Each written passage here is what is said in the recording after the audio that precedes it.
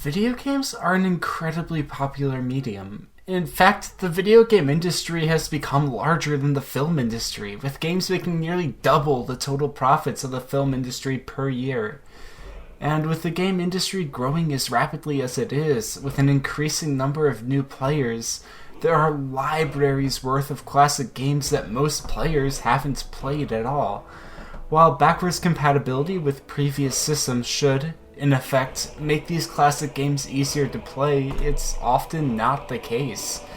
As games grow in age, it can become increasingly difficult to find these games in decent condition, and oftentimes in recent history, backwards compatibility is locked behind a paywall.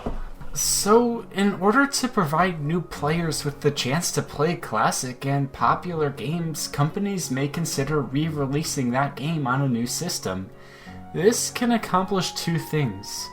For one, it lets new audiences experience that classic game, and two, it lets players who had previously played that game have a chance to re-experience the game on a new system. However, a simple port to a new system might not be enough to get a returning player to buy the same game again. So oftentimes when a game re-releases, companies put in the extra work to remaster a game, taking everything that made the game popular in the first place and improve the small things. This gives developers a chance to fix any mistakes that were made the first time around, improve the visuals, make gameplay tweaks, and all in all release a more definitive version of that game that will entice players, both new and old, to check it out. Oftentimes, these remastered games become the best version of those games, but sometimes they fall short of the original. And sometimes the game is re-released so many times that each re-release feels less and less substantial. When a game releases as many times as GTA 5 or Skyrim, the consumer will feel less encouraged to buy the new version when they already have the previous version of the game that is still fully playable. Remasters work best when they take a game that isn't easily accessible or has room for improvement and making it better and more accessible for consumers. Games like Xenoblade Chronicles Definitive Edition are remasters done right. The Definitive Edition took a Wii game with outdated UI, poor image quality and low-resolution textures, and overhauled the UI, drastically improved the image quality and textures while also fully updating the character models to be more in line with the character models found in Xenoblade Chronicles 2. Then, on top of that, the music was re-orchestrated, and there were various gameplay quality of life upgrades that truly did make this the best version of the game. And by releasing it on the Switch, the definitive edition of Xenoblade Chronicles was made easily accessible to new players. And unlike the original Wii release, the game was not just a GameStop exclusive. Other remasters are not quite as successful, say, for example, the recently released GTA The Trilogy. GTA The Trilogy includes GTA 3, Vice City, and San Andreas. And while the game did have some improved visuals and textures, the game was messy with the way it managed the original game's art style. On top of this, in transitioning the game to newer hardware, there was a variety of bugs and glitches that became littered throughout the world that drastically harmed the game's playability. A remaster should improve on the game and make that game accessible to more players. If it fails to do either of these, then what's the point? A remaster should be the best version of the game, and making that game more accessible justifies the development effort. Some remasters radically improve the game's visuals by bringing it to a new and more powerful system, and some, on the other hand, don't. This isn't much of an issue, but when a remaster looks and feels too familiar to the original, without much visible improvement, then what makes it better than a port? Even if the game is functionally better, if those improvements aren't visible enough to the consumer, then the consumer who previously owned the game may feel less encouraged to buy the remaster. But there's another dilemma, and it comes in the form of controls. Especially with Nintendo systems, each game has a unique control mechanic.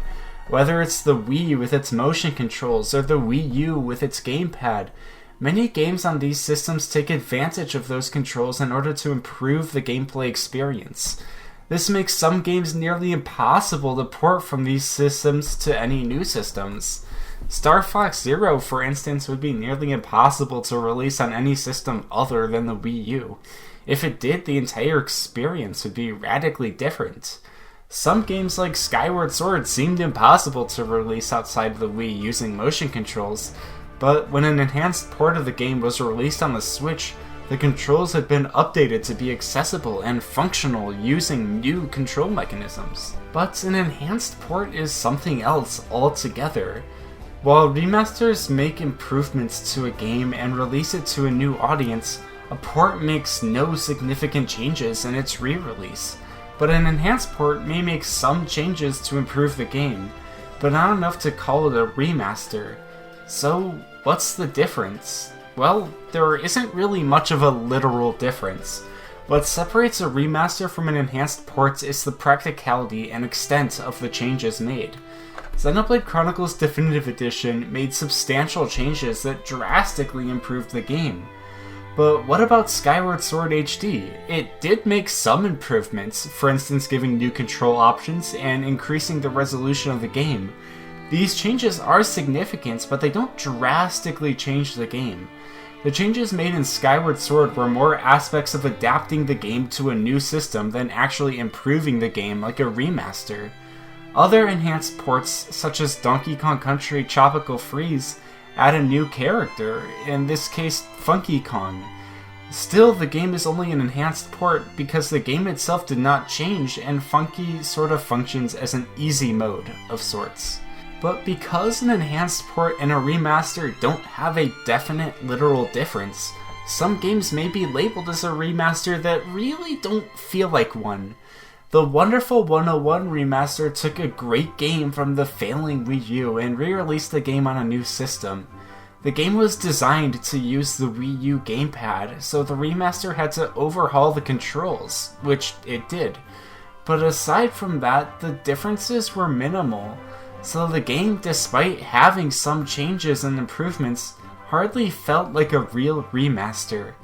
Still, the use of the label is inoffensive, as the only real issue the game faces for this is that those who originally owned the game on Wii U may feel less inclined to repurchase the remaster on a new system.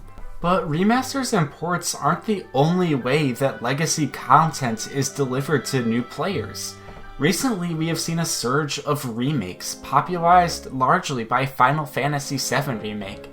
A remake has the opportunity to take a game that may still be fully playable, even if outdated, and completely reimagine it for a new generation. The most notable of these is certainly the Final Fantasy VII Remake, which is an entirely new game from the original, only having some characters and some general plot points in common. Beyond that, Final Fantasy VII is an entirely new game, giving players, new and old, a chance to explore this world in a new light. Ideally, a remake should feel more like a brand new game than a remaster or port. Some remakes tend to fall more in line with their original game, such as Link's Awakening, which added new gameplay mechanics and completely remade the game in a new engine with a new art style. But despite those changes, Link's Awakening follows the same grid system and is a near one-to-one match of the original game. This doesn't make the game any less of a remake though, as the game is still entirely new.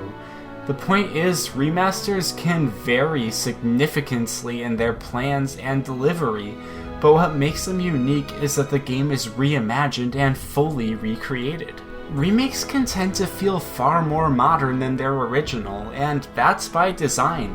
The recent series of Resident Evil remakes have succeeded in taking the original game and reimagining it with modern tools. Those remakes feel like how the game would have been made had it originally been released at the time of its remake. But the point is, a remake does not and should not negate the value of the original game. They should be separate games, both equally as valuable. With the remake of The Last of Us being announced, there's been a new controversy regarding remakes. Many people say that a remake of The Last of Us is too soon and that the original game is still too new to be remade. Others, however, like to point out the distance between the original release of a game and the remake of that game. Ocarina of Time initially released in 1998 and received a significant remaster in 2011, just 13 years later. Demon's Souls received a full remake only 15 years after its initial release, and Yakuza received a full remake only 11 years after its initial release.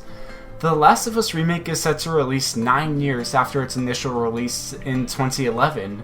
So, while The Last of Us remake may be coming sooner after the original than most, that isn't the issue here. The Last of Us remake has been named The Last of Us Part 1, coinciding with the naming convention used for 2020's The Last of Us Part 2.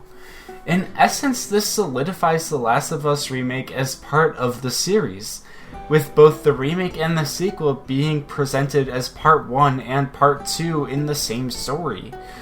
The game is retelling the story of the original with new gameplay mechanics, motion capture, animation, a new script, and improved visuals that all feel more consistent with the sequel. The issue here isn't that the game is being released so soon after its original version, it's that the remake feels as if it's replacing the original game. The Last of Us is certainly old at this point, as age goes with games, but the game is still fully playable, even on modern hardware. The game is available on the PlayStation 4 still, which many consumers still possess. While some of the game is outdated and would do well with some improvements, Naughty Dog has already released a remaster back in 2014 that succeeded in modernizing the game while maintaining the original's uniqueness. The original Last of Us 2 is still an extremely solid game, with the remaster being one of the best games on PlayStation 4.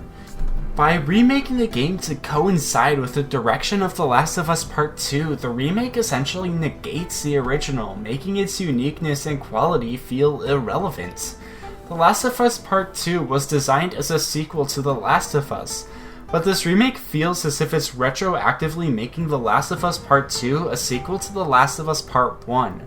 A remake should coexist with the original game, not replace it.